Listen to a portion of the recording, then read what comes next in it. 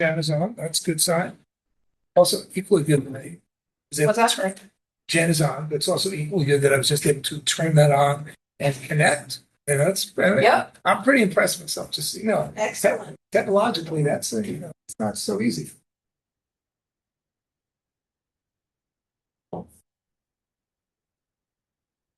Hi, Jen. How are you? Here. Hi, everyone. Hi there. So, Jen, we officially have not, although we received Riley's resignation, I was just talking to Jean and she has not yet received Anthony's resignation. Okay. Although he told me last night he was going to send it in last night, but I guess it still hasn't happened. So it means that officially the committee is Richard, Mark, myself, and Anthony. Okay. Richard said he was going to join by video. And It's on. I just promoted. oh, okay. him. So Richard is on, and we're kind of fingers crossed that Mark is going to walk in any second. Because Okay. otherwise, officially we don't have a quorum. Okay. Affordable housing. It is. Hi, I'm Cameron. I'm a Boy Scout. How are you? I'm working on citizenship. Okay. I'm just here to observe it. Take it. Come on in. Pick your favorite seat. Oh, I'm sorry. Go ahead. We're still waiting for one more member to see if we have 12.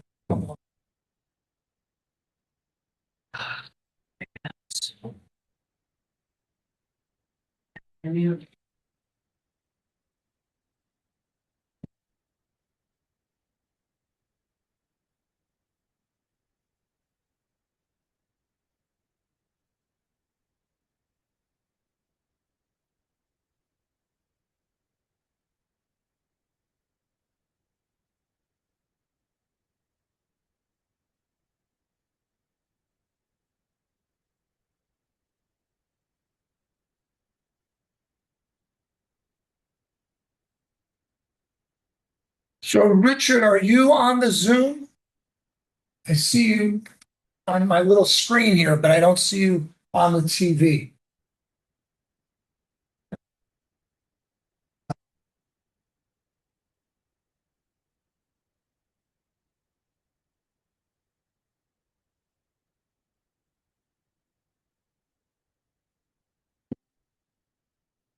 Okay, let's try that. Richard, are you? Hold on one second. Can you hear me now? I can hear you now. Great, thanks. Okay, we had unmute.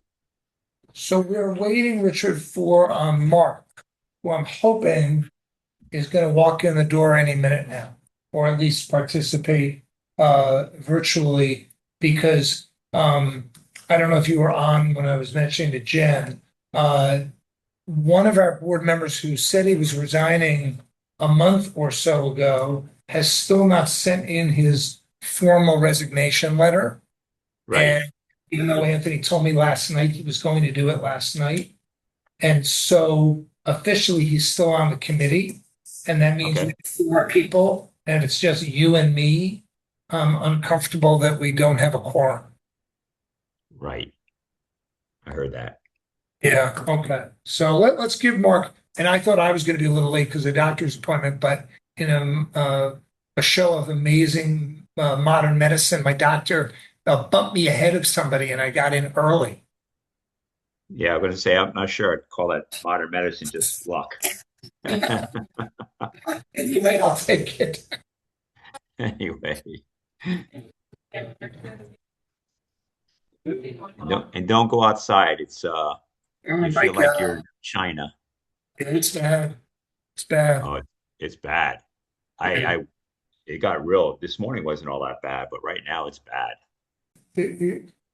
Oh, um, okay, so it is 4:03, and I'm going to formally call the meeting to order. We do have 3 of the 4 committee members on, plus Jen. Erin is here. I know that I think Heather said she was on vacation. Yeah. So I think there's a couple of attendees here from the public, and it looks like two attendees virtually from the public. If anyone, unless someone objects, I was gonna move on beyond pledging allegiance, unless somebody feels strongly about that, we can do that. Okay. First order of business is to approve the minutes of the special meeting that we had on June 25th. Richard and Mark, do either of you have comments or questions about the minutes? No, they look None. good. Move it be accepted. Okay, all in favor, please say aye. Aye. Aye. So public comments, we have two people in person and two people virtually. Why don't we ask either of the people in person if they have comments they want to make? Yep. And so just identify yourself for the record. So yes, Robert Letskis, 32 Hathaway Lane in Madison. Here today just to touch on a couple of different things that are on my mind. First off, I respect what you do. I mean, I know this is a volunteer position. It's it's a big lift. Affordable housing is a big problem here in the country, all throughout the world actually at this point. I am my company name is Refine Living. I specialize in entry-level homes. I specialize in affordable housing. I specialize in affordable for rent. And I even work hand in hand with the Department of Housing on affordable for sale home ownership, which is a whole new thing, which is big thing that they, it's like the Trojan horse with the government at this point. That's what they're looking for. And we're kind of driving the pilot on this home ownership thing. And it's working out pretty well. I mean, I'm building properties that are not high rises. They're, they go within the harmony of the neighborhood. They're small colonials, small condos. Everything's not crammed on top of each other. Everything looks really all right. And I've been doing that because and I've done multi-million-dollar homes before, and I just feel like this is something that it kind of pulls your heartstrings. Plus, it's something I feel like people appreciate it so much more when you do this stuff. Buddy of mine I was with the other night, he's a firefighter, and he's a full-time firefighter. And I was helping him out compress a resume to send out for his fourth job. Wow. Fourth job. He's a full-time firefighter for over 20 years. Plus his wife works. So they really have, affordability is just like, it's like with the legislature right now, it's like the biggest thing that there is. Like the affordability crisis is like substantially, I think you're preaching to the converted. Exactly. Right, exactly. So, I've been watching these meetings now for several months. I've been involved in the Academy School redevelopment expression of interest for over a year. And, I've been seeing the frustration of this committee. I've seen, the disconnect between the board and the committee. And I hear the frustration in your voices. I see everything. And, I do have to make a comment on something though. Mr. Edmondson, you were the chair back earlier this year. And I had reached out to you personally, and I had asked you if you could help support my proposal for the Academy School.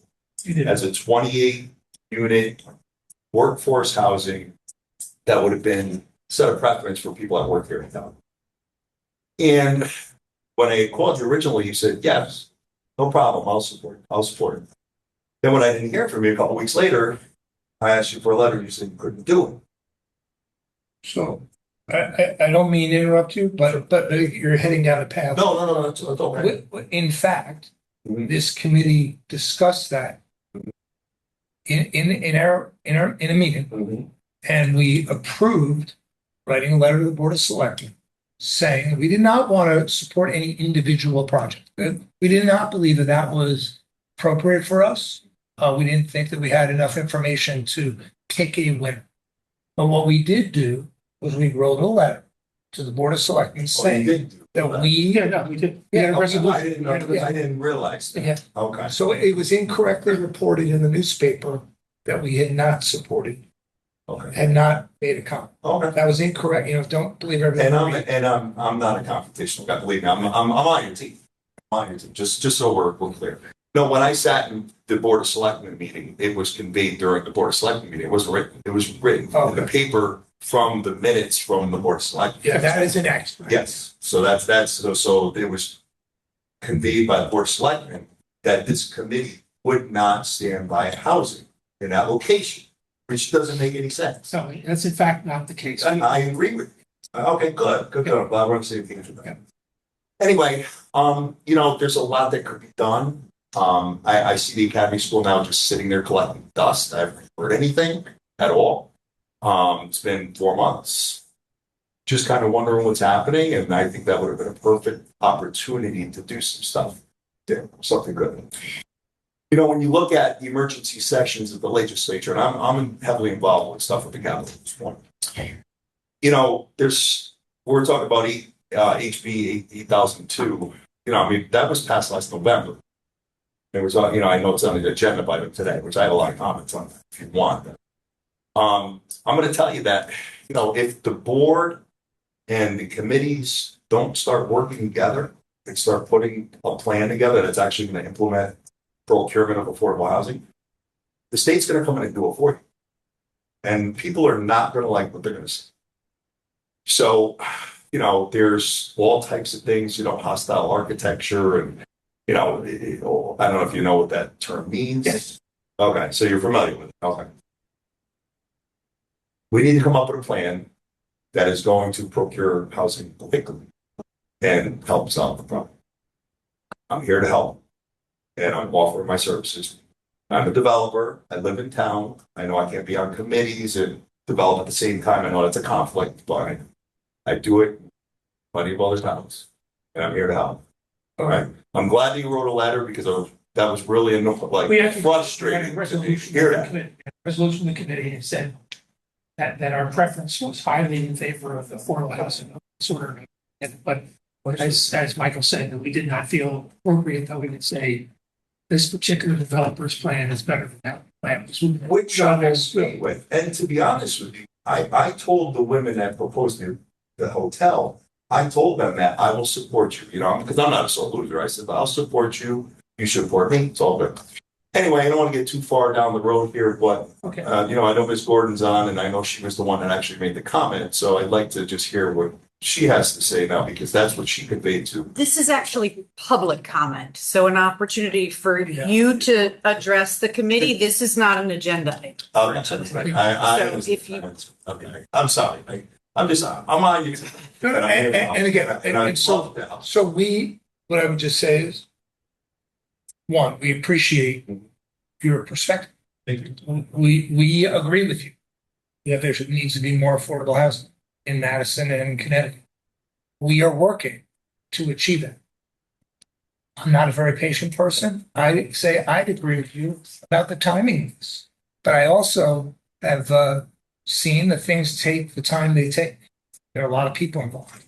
So all I can just say is I think we walked in the door thinking we had not done something that if colored your perspective. I hope when you leave today, you'll say, well, the Affordable Housing Committee is trying to do the right thing. Absolutely. Trying to work within the system. And we are very, our function is to try to promote affordable housing in Madison. So I appreciate your concern. I truly do. And if you're done, I guess I'd like to hear some comments from that. Yes. Thank you.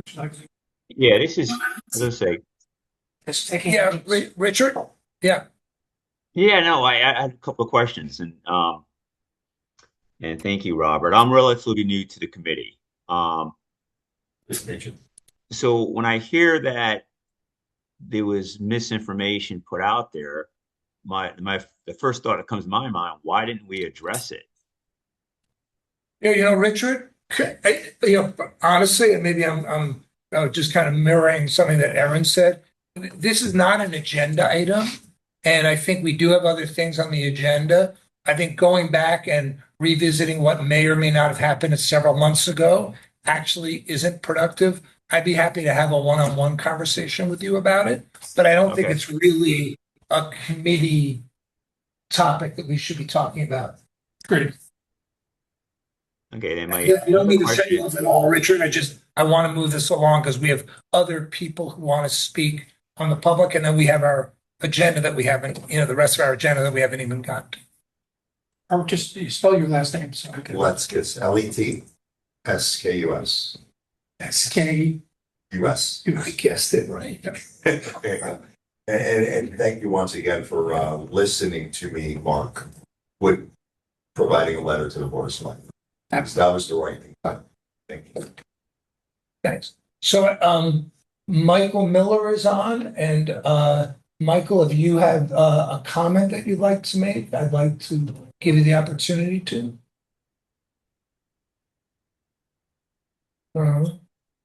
He just raised his hand. Okay. Or Bob O'Connor. Is that you, Bob? If you had anything to say. And neither of you are raising your hand that I can see. No. Okay. Okay, great. So thank you guys for Bob no, O'Connor. Yeah. Do Okay. you know how to allow him to talk? I thought I did. Let's see. It says allow to talk. Yeah, that's fine. Let's see. Okay. Bob? On mute. Okay. I will be really quick. My name is Bob O'Connor. I'm a resident of Madison. I also serve on the Planning and Zoning Commission, and I wish you well with your work, and I'm here to listen and learn. Thank you. Thank you, Bob. Thank you, Bob. We intend, I think, over the next year or two to try to connect more with planning and zoning. And so I appreciate you sitting in and being an involved citizen on affordable housing. Thank you. Michael Miller has not raised his hand, so I guess we're going to move on. Okay, old business. Affordable Housing Trust Fund and the upcoming Board of Selectmen meeting. So I want to give the committee some information I literally just got before our meeting started. And then we can talk about it. The Board of Selectmen are going to discuss the most recent draft of the Housing Trust Fund that we submitted to them for their consideration on Monday, July 20th. We may be item 15 on the agenda, but that is subject to a little bit of change. So I think the meeting starts at 6 or 7. Starts at 7. So we'll be, down the agenda a little bit. Richard, in particular, I'd strongly encourage you if you can attend the meeting. It's an in-person meeting here. Is that correct? It's both. Okay, so it's a hybrid. So Yeah. Richard, if you can attend in person or through Zoom, I'd strongly encourage you to do one of the two of those. Same thing. No, I would not be here. I'm intending on being here as well. And at that point, the Board of Selectmen are going to discuss our draft. They may have questions for us. They may have questions for Aaron, I assume. But again, I don't know if it's a long or short discussion, but it's on the agenda for the 20th. Yes, and the draft that the board has is the last draft that the committee Adjusted referred. draft. Yeah. And it was based off of the Board of Selectmen's feedback, adding some more specific language regarding the spending of funds from the account, including reference to the charter procedures and Board of Finance and Board of Selectmen. So those are redlined in the draft that they received. Right. But not including. And I think everybody has that. It's the same Yeah. draft that the committee looked at your last Yes. meeting and Yeah. voted on. So there were no edits since that And date. just clarify, not the draft before that had some language. No, it is the first, it is draft before that. The one that has been rejected. Right. We've thrown that out. Right. There had been a draft that we created after Mark and I met with One of the select. one of the Yes. selectmen. Right. Okay. And yes, that's not the version that you Right, acted on. Right. So this is the version that you had previously reviewed and commented on, and that the town attorney had Yes. made some comments on. So, Yes, good. Okay. So we're all on the same page. yes. I will not be able to attend that meeting in person. But I will try to call in from the room, in case there's questions, but it's pretty straightforward. I assume that they will not take a vote to take it. This is gonna have to go The to. vote- Yeah, so I actually have the schedule for what's gonna happen Okay. after that. Yeah, and Jean just told me this. So assuming it clears through the meeting on Monday, it's gonna be at a public hearing on August 24th at 6 p.m. There's gonna be a public hearing about the Affordable Housing Trust Fund to discuss it. And then immediately after that public meeting, there's a regularly scheduled Board of Selectmen meeting at 7 on August 24th, at which time the Board of Selectmen are going to vote to either approve or reject the ordinance. Yeah, they'll discuss it, and if they have any other, That's right, we're throwing it back for more. right, exactly. So, Um, we now at least have, It's good. and again, that would be another one, Richard, I'd put on your calendar, August 24th at 6, public meeting. I assume it's a hybrid meeting. the public hearing, yes, I think they're usually, yes, they're hybrid. And then the Board of Selectmen at 7 would be a hybrid as well. Okay. So The Richard, 20th meeting starts at 7, you said? Yeah, the public hearing is at 6. No, on the 20th is 7 o'clock. Oh, yeah, I'm sorry. That's next week. That's next Monday. Okay, I have it. Thank you. And again, it won't be, at 7. It's, as I said, it's item 15, so it's going to be further down the line. It will be. Right. So I think, again, I think we have a game plan. We have timing, pretty clear timing. Does anyone need a copy of? I think That it'd be a really revised, good idea send it to out? send it back out to the committee send it members. out Thank now. you, Aaron. I know I have one, but why not have it at the top of the mailbox? agree. And make it simpler. I think it's only a 2 or 3 page, 3 or 4 page document. So thank you. Mhm. Any other comments or questions about the Housing Trust Fund and the schedule that I just was told about? Richard? No, thank you. Good. Jen? I don't think we've had a chance to really talk about the trust fund. And again, I appreciate that, you're going to be talking about it at the meeting on Monday. Are there any comments or questions that you'd like to raise? I echo some of the concerns that Bruce had expressed regarding, I guess, for best word, guardrails around using taxpayer dollars and the voting process that would go along with that. From a procedural standpoint. And you don't feel that the current version of this is adequate? With the changes that we- It leaves me with some questions. There was also some wording in there about any excess dollars. And forgive me because I don't have it up in front of me right now, so I may not have the words exactly right. But it seemed like there was some wording about excess funds being able to be used for other initiatives that were outside of housing. Yeah, that's Affordable assuming, housing is the met. assumption is if we, Madison, were to accomplish a 10% affordable housing, and/or have a waiver if we showed progress and short of 10%, money could then be used to support people who would otherwise qualify for housing in other ways. And that was not specified what those were. Mhm. And then I know Major- I guess this is just a question that kind of goes along parallel to the trust fund. I know with the last legislative session, they were kind of changing the way we were going to be doing things. Am I understanding that correctly? Like regional approach versus town approach, and we were waiting for more guidance? Is that accurate? Are you talking about the housing growth plans? I think that maybe that's what they were called. Yes, that is a regional, yes, there's an option. It is a regional approach, and there's an opportunity to work with the either independently or with the Council of Governments. But it repeals the affordable housing plans. And Jen, let me just, and Aaron will jump in if I get this wrong. The Housing Growth Fund won't really be decided until 2028.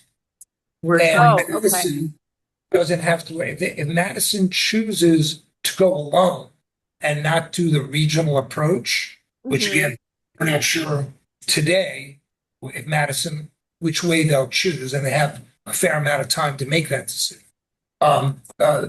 Madison would need to enact its own housing growth plan by June of 2029. Okay. That's regionally also. So Okay. it's gonna be up to the board at some point in the future to decide whether to sign on to the regional plan or to go alone. And that's up to the board at some point. And Jen, I attended, actually, Aaron was on this Zoom meeting as well. Aaron and I attended a meeting with Scrog a week or so ago. All the days run together these days. Where they are just starting the process of figuring out how that regional growth plan would be discussed among all of the towns that are part of Scrog. I mean, this is, I mean, perfectly honest, and Robert, you're not going to want to hear this. This is going to take some time Hmm. because it's really, the law that got enacted in November is still seen as very, very new in the context of 167 towns in Connecticut trying to figure out what the new normal is and how they're going to proceed. Hmm.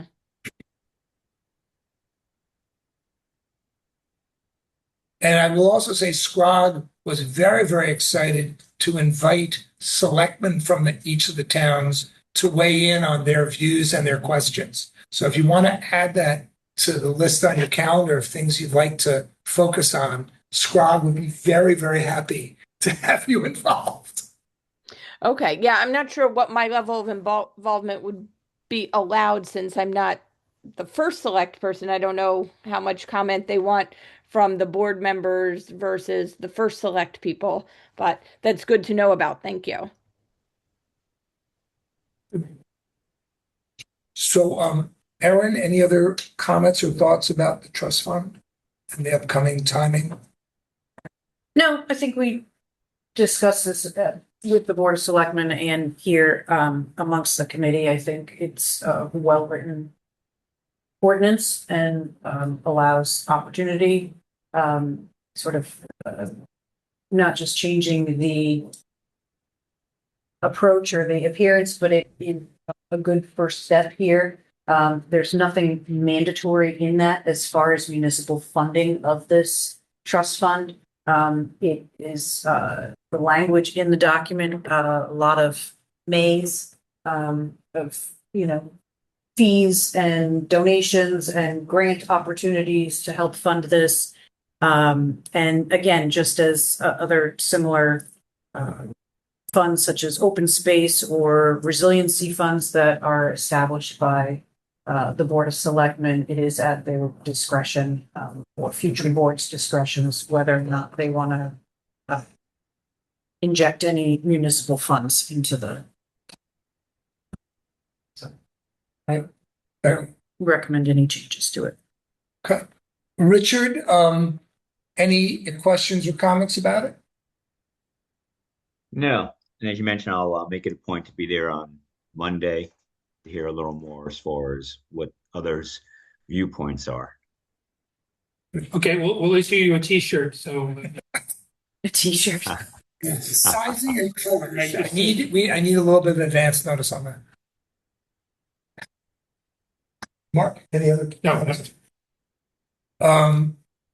Okay, so let's move on to the new business, which is we kind of already started talking about it, statute 8002 and SCROG plans. And again, I'd like to, I gave a little summary of what I've been seeing. Erin, would you like to talk more about it? Anything? I pulled out some slides from a cost and CCM presentation. We've had all sorts of presentations and meetings on this, both through the state's chapter of the American Planning Association. We've done them through the COGS. We've done them through the Zoning Enforcement Officers Organization as well.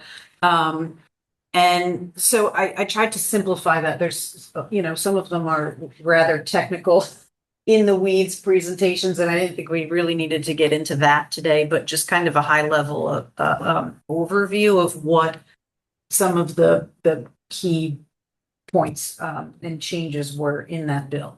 There were quite a lot of them, and they run the gamut. Not all of them apply to the Affordable Housing Committee, so I didn't include them, but I'm happy to kind of screen share here a little bit and get us going. Again, these are from a cost. So it's not showing up. Yeah, well, Richard, Jen, can you see the slide, the PowerPoint? hold on. Okay. Yes, I did see that last slide You did see that. Okay, good. with the disclaimer. Oh, good. It's just not showing up on here. We can't see it. Richard, can you describe it to us? Just tell us what it's. Oh, you have to turn this TV. That's okay. I'm seeing smoke outside. In the Zoom here, it used to screen share on both, and this was the mirroring TV, but now it only screen shares on this. Sure.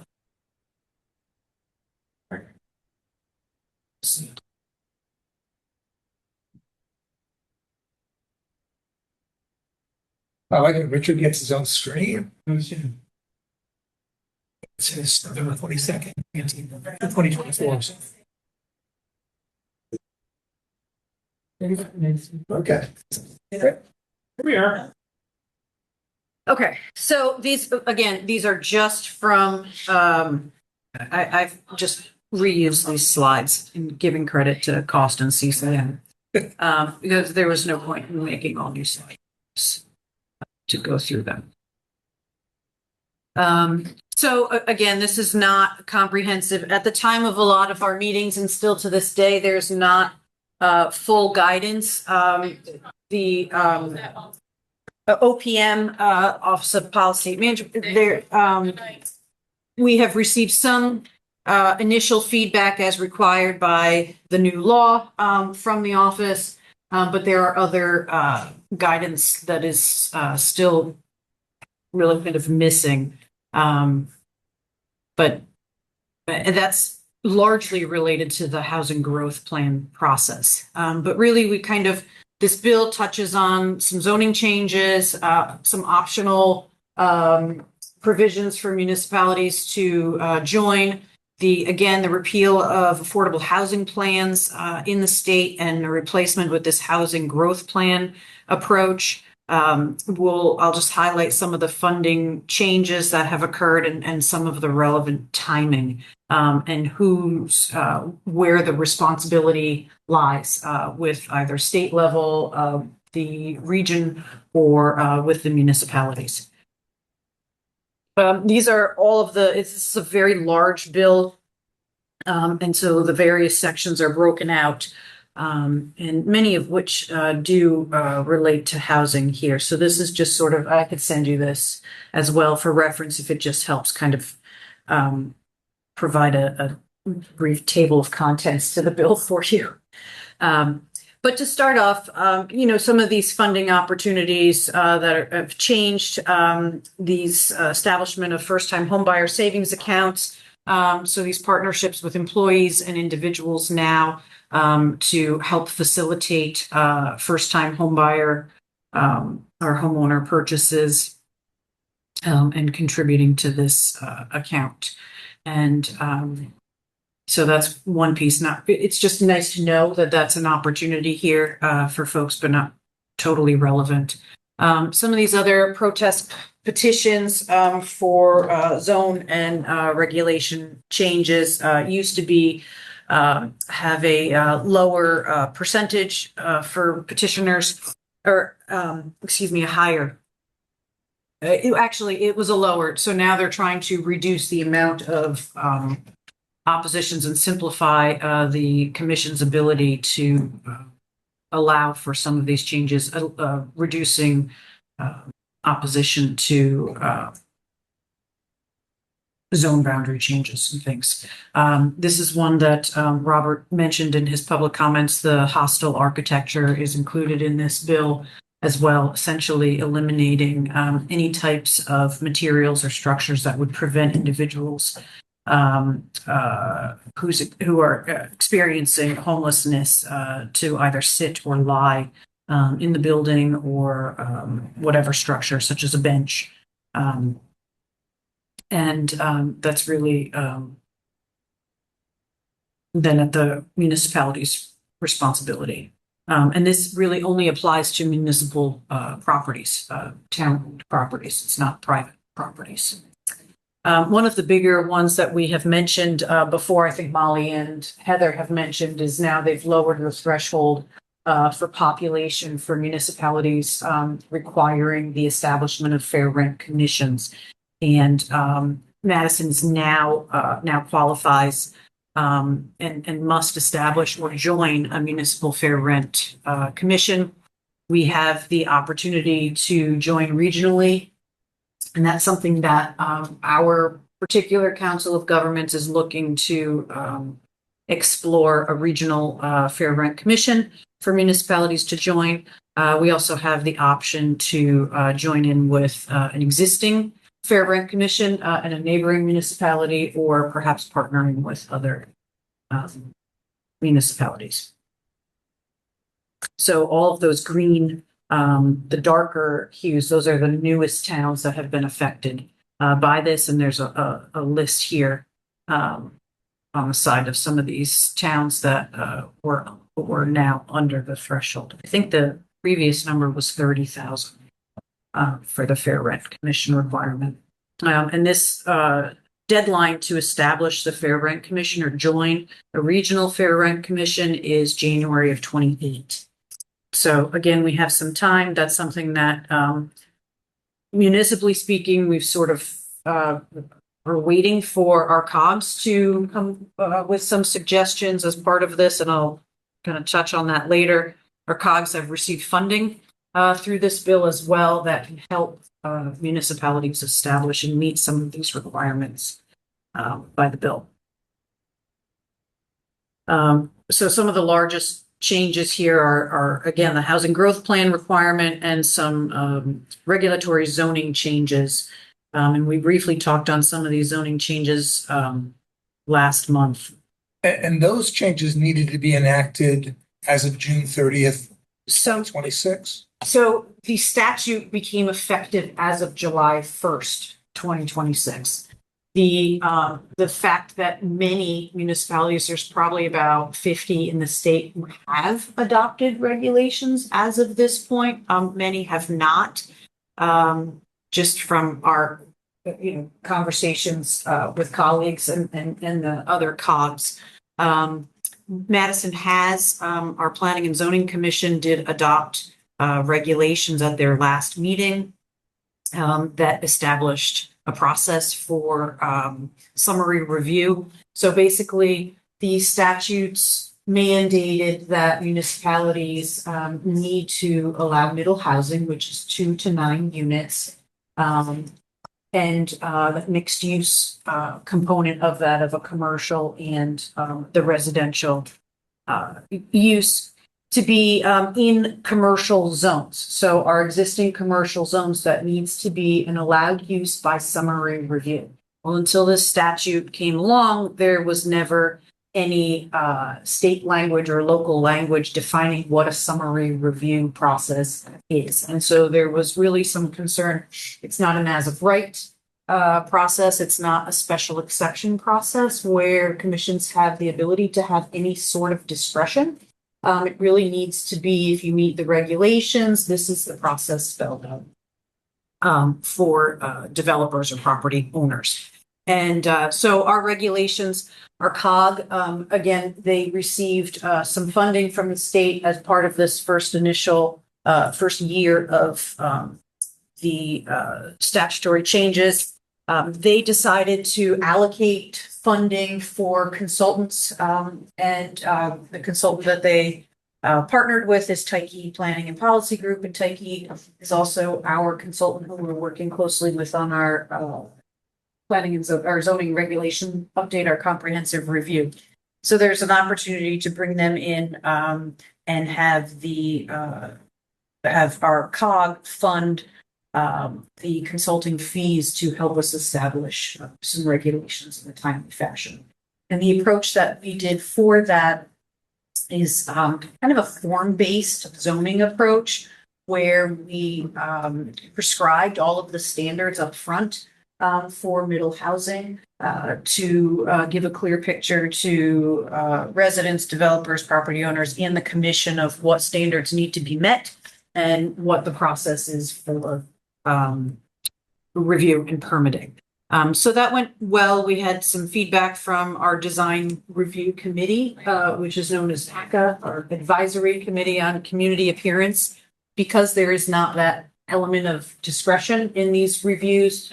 The committee weighed in upfront, recommending building material types, landscaping standards, some lighting standards, things of that nature, where parking should be located, things like that. Generally, what the commission chose and what recommended as myself as staff and our consultant was to mirror our underlying zoning regulations for those zones. So all of the standard setbacks, building heights, things like that, all just carried through to allow with this particular type of housing. We did add some additional requirements, such as recreation area for the residents. And we incorporated a maximum impervious surface coverage, which does not currently exist in our regulations, but we took that as an opportunity now since we are trying to improve areas of our regs, that this would be a good start. I don't, that we may find that there are sections of the regulations that don't work if an applicant comes in. We try to be as thorough as possible up front.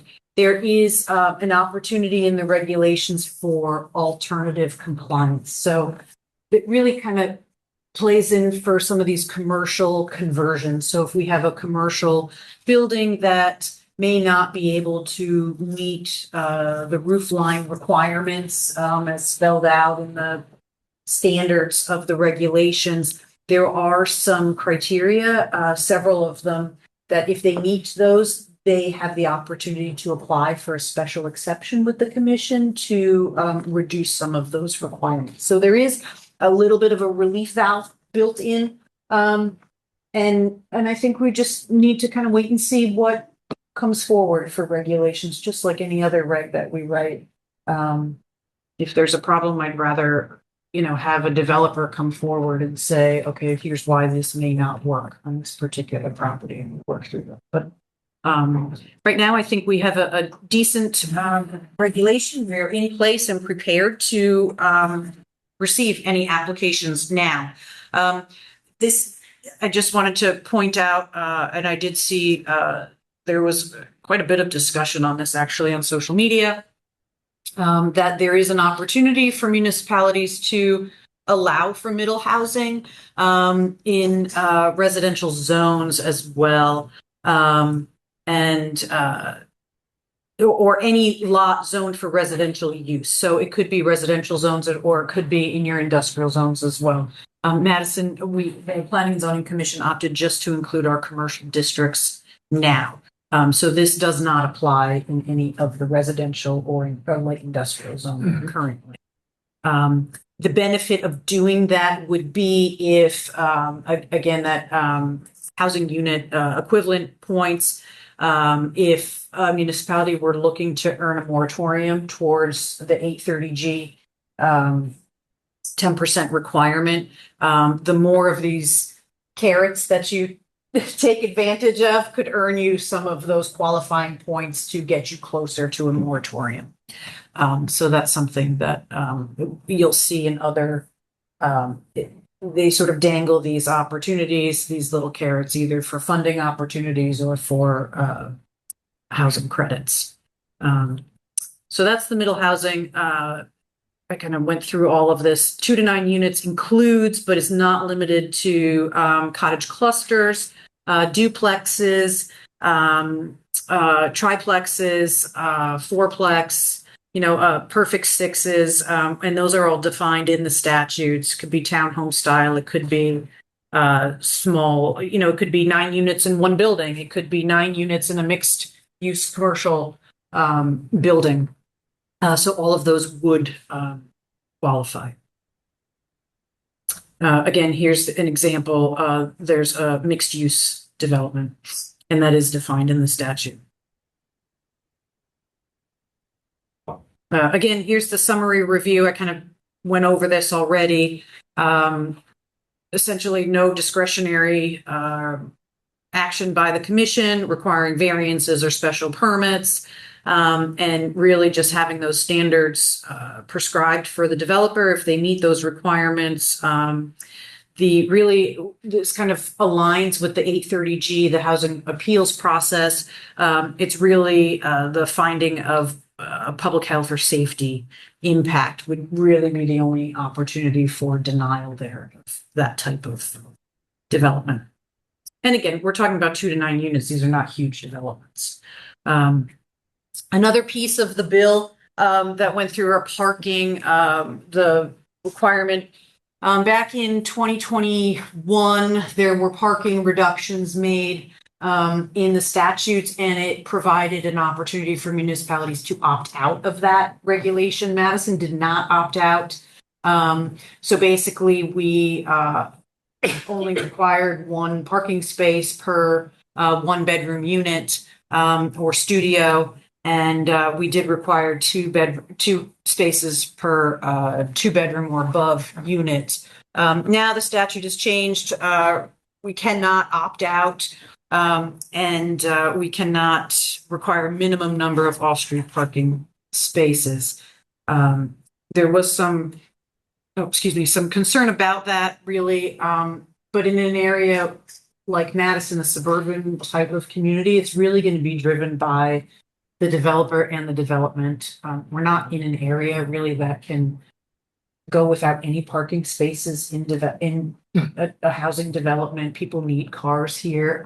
And from the builders associations and things that the planners and other groups have met with, I think that's really going to be market driven. That people are going to need some spaces. It really is going to be that, the state legislators are convinced that zoning is the reason that there's not enough housing in the state. And I don't necessarily agree with that entirely as a planner. But I do think, there are some areas, but you really can't zone out a particular type of development because we need, a whole of spaces for the residential use. And Madison has always kind of been ahead of that anyways, especially in our downtown areas or any of our commercial. We do allow for shared leasing or agreements between neighboring properties. We allow for the use of on-street parking as well. So I haven't really seen generally a problem with parking, of not having enough parking in any of our residential developments to date. So the biggest change, I think, is, again, and this directly affects the committee because you were created to implement our affordable housing plan. Which no longer exists. Which no longer exists. We have the document. It's got some good information, some good planning ideas in that that are worth implementing, but they are no longer the guiding document in the state's eyes. And so they are looking more to this regional approach. And they've done this sort of in a 2-part process, building this out. They've split the state and the green growth plans. Those are due by June 1st, 2028. And we're in the blue section in South Central.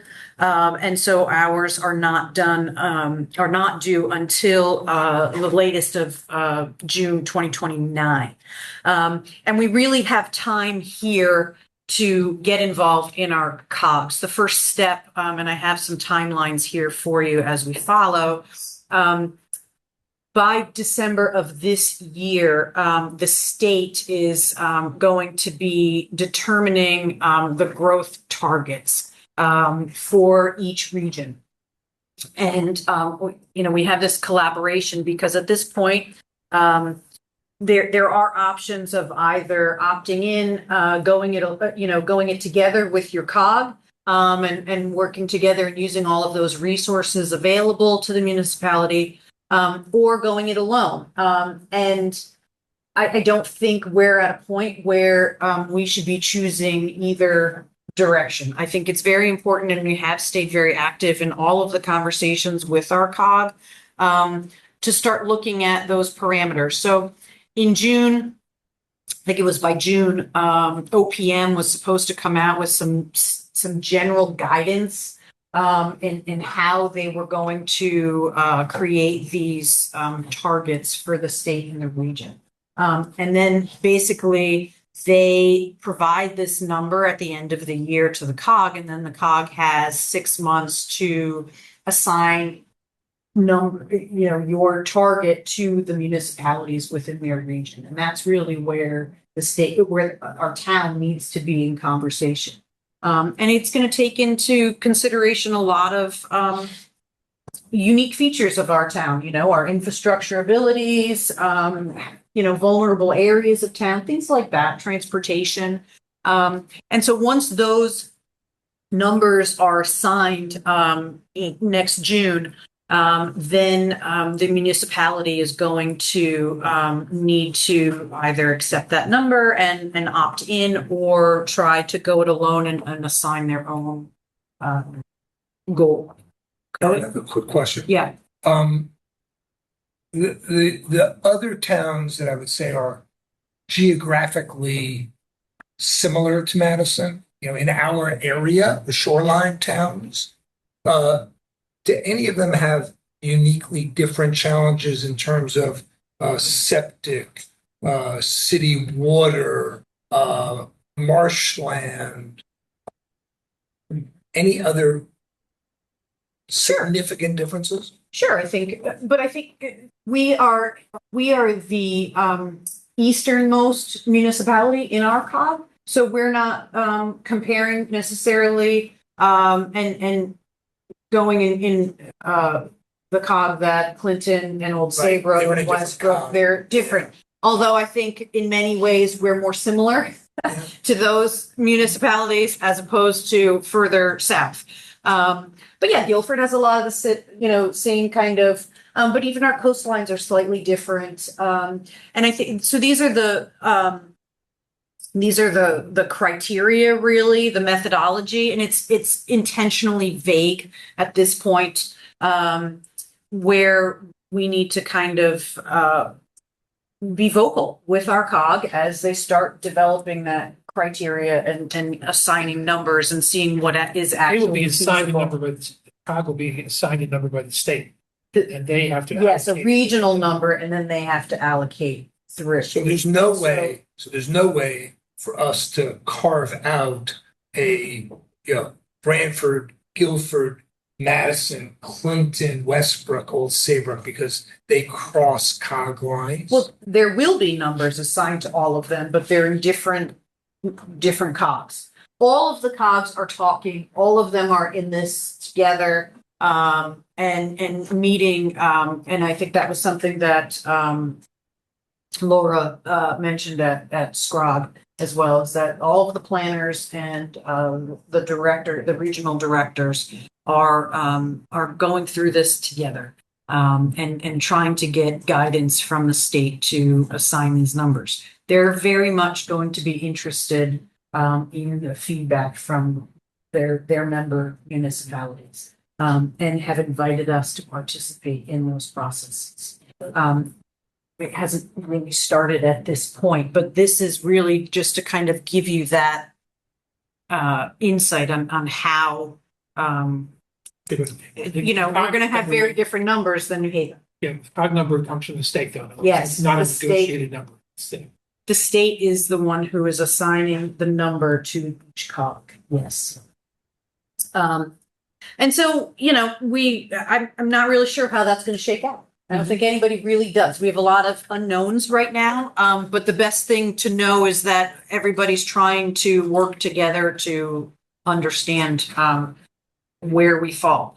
Are there opportunities for our town individually to start addressing some of these items or even proposing numbers?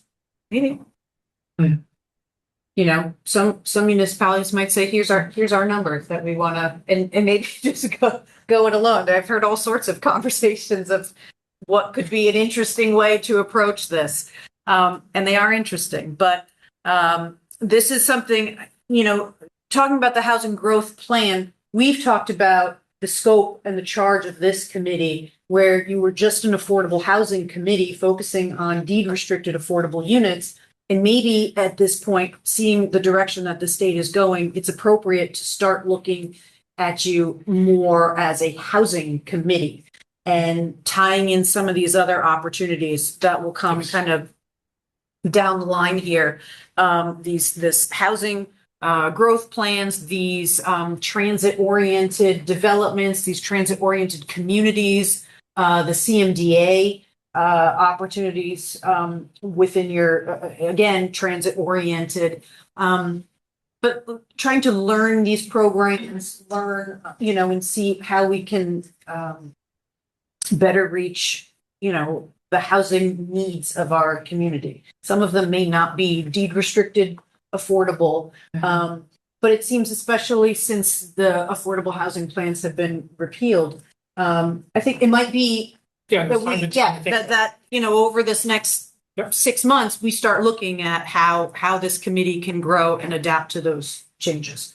It also might be a way of getting more committee members. Sure. It may be a way of interesting more people. Yeah.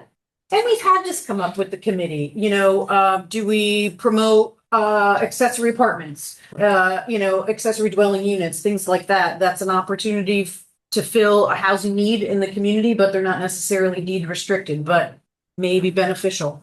Also a way to just kind of stay in the loop of a little more economic development, tying in, and just the general zoning regulations, housing related, things like that. Gives you opportunity for a little more growth and to adapt here. So again, with the housing growth, another established organization is this Council on Housing Development, which has been appointed, and they have been charged and we have some really good people on this council, actually. One of our planners and who did our affordable, did work with us on our affordable housing plan, John Guskowski, and our POCD is co-chair. And so at least we have not just legislators, but we have, planners and folks who are using regulations and understand funding shortages and things like that, who are really trying to make opportunities available for communities to meet these goals. Really, that's the purpose of the program. And then this is, again, all of these funding programs that have been added into this. And I did not get into a lot of these. But again, there's money being funneled into the COGS annually to assist in these processes. So there is a benefit, I think, of working with our regional council of governments and to really continue to be that voice and advocate for our community. And because if that does go well and those relationships are maintained and each community's needs are met, that saves our community quite a bit of funding. To be able to utilize that. So some of these... we should go through that. Yes. And it's also really, one of the things that I've found interesting about the SCROG meetings is, other towns, there's a huge number of similarities in terms of what some of the hurdles are. Yeah. But the towns are very different. terms of size, Mhm. access to public transportation, Infrastructure. and so that's been one. I guess I'd forgotten when I asked the question about how we were at the eastern end. It does change things. When Woodbridge and Milford are talking about their housing needs, Or New Haven, or sure. New Haven, right? Yeah. Yeah, very. It is, very much so, yeah. And I think that's come out, especially the affordable housing, the working group that we've had over the last couple of years. We've tried to have some of these education sessions for a lot of the local committees, the housing committees, learning what those differences are. And then having specific sessions just cater to our smaller towns, and then some that are more appropriate to the larger cities. And some of these, again, these discretionary funding and prioritizing which municipalities get these funding, some of that falls under these establishments of these various districts or priority zones, things like that. And that is where we're going to have to start breaking out what each of those zones mean, and can they work in our community? Are they appropriate for Madison? Same thing with CMDA.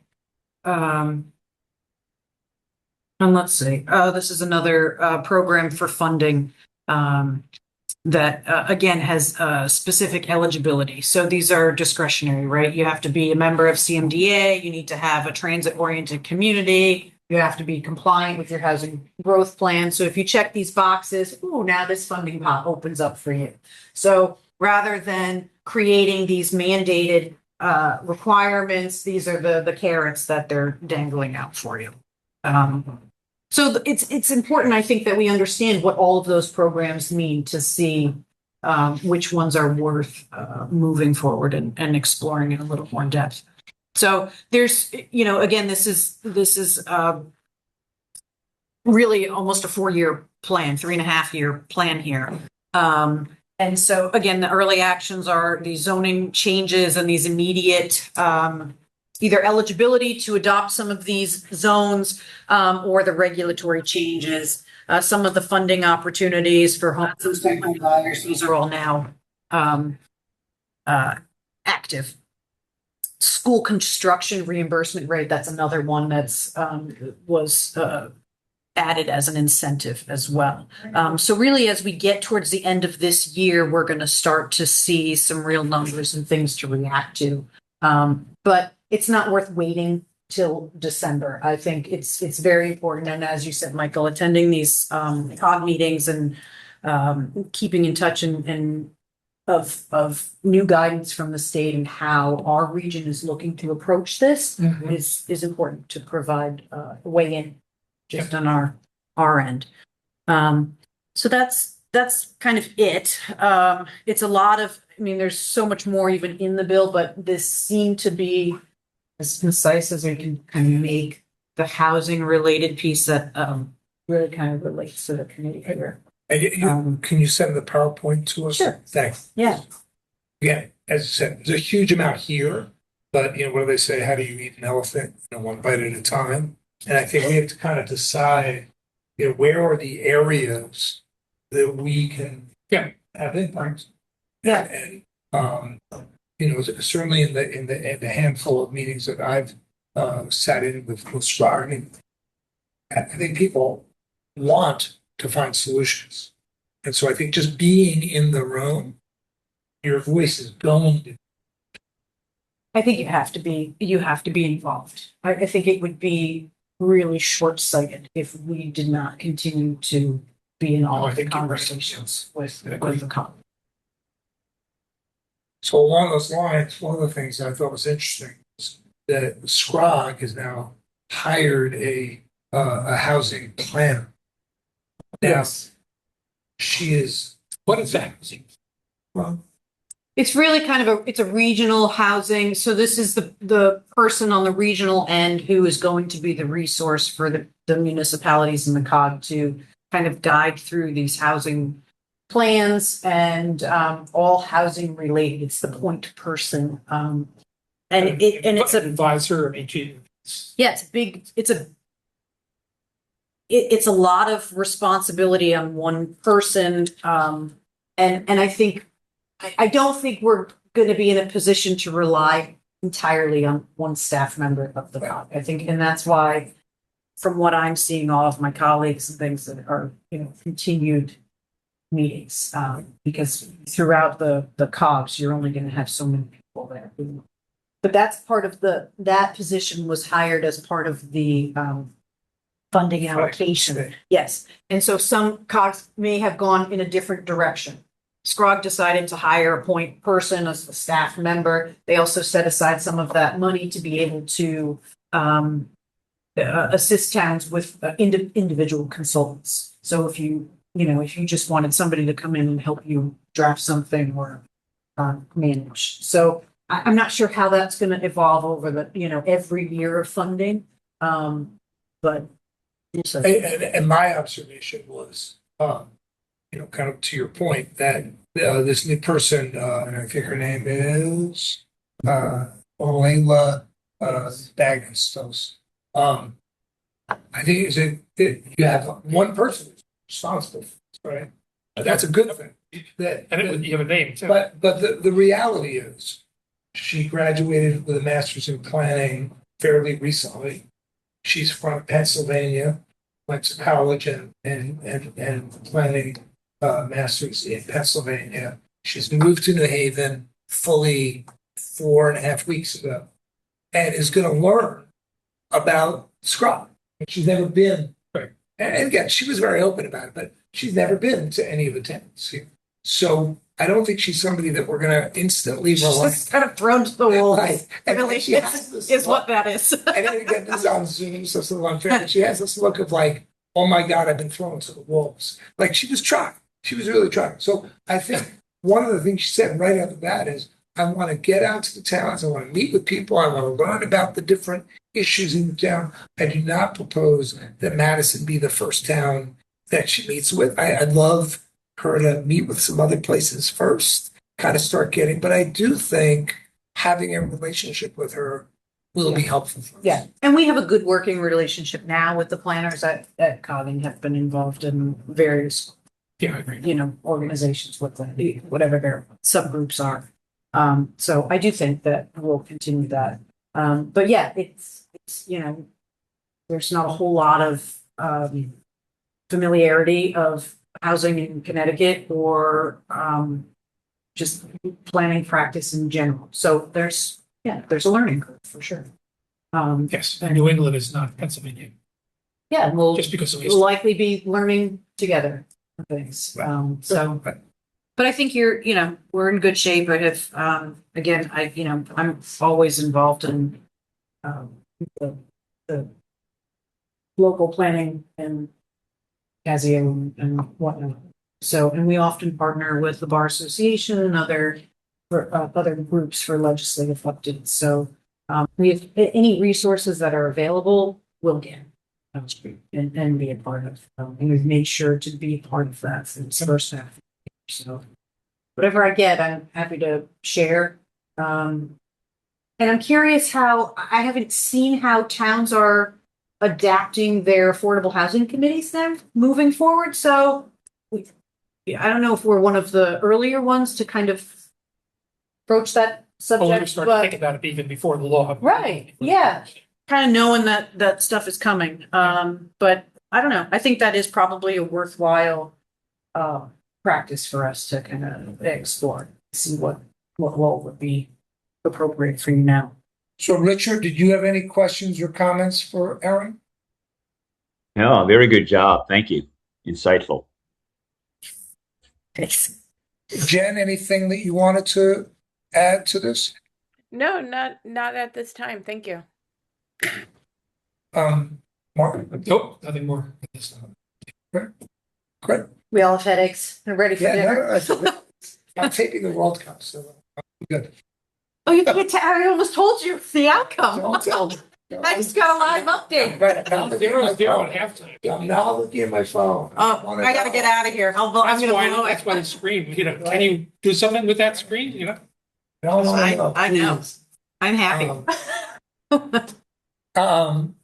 Good. Well, any other comments or questions? I mean, that's No, I the think- agenda, so. Now the job, we should probably start right away and we're figuring out how to reconfigure what we've got here. And I think you're right about getting additional members because I think this is the time for some publicity to talk to Aaron Rubin and the source people and do an interview there. Once we have some plans, it's what we know we want to talk about. Yeah, I think it's worth probably sitting down. I mean, I've mentioned it briefly with Peggy before, but now that, things are evolving with the housing growth plans, I think it's worth another conversation to see how, and maybe it's with the board directly, to kind of hash that out, see if they're Yeah, interested board in should hear it that. before. Yeah, see if they're, Does, yeah.